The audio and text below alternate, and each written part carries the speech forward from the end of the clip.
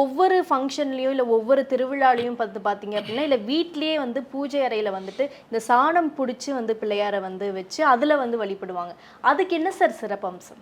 சாணி பிள்ளையார் அப்படிங்கிற ஒவ்வொரு பிள்ளையாருக்கும் ஒவ்வொரு விதமான ஒரு மகத்துவம் இருந்துகிட்டு இருந்தால் கூட, இந்த சாணி பிள்ளையார் சம்மந்தப்பட்ட விஷயங்களுக்கு எந்த மாதிரியான மகத்துவம் அப்படின்னு எடுத்துக்கிட்டீங்க அப்படின்னா, சாதாரணமாக ஒரு மாடு சாணம் போட்டுருது அப்படின்னா, அந்த சாணத்தை ரோட்டில் எடுக்காமல் ஒரு 2 நாள் விட்டீங்க அப்படின்னா அது காஞ்சு போகும். இன்னும் 2 நாள் எடுக்காமல் தொடர்ந்து ஒரு 4 நாள் அந்த சாணத்தை விட்டோம்னு வைங்களே, அதே சாணம் வந்து புழு ஊறிக்கிட்டு இருக்கும்.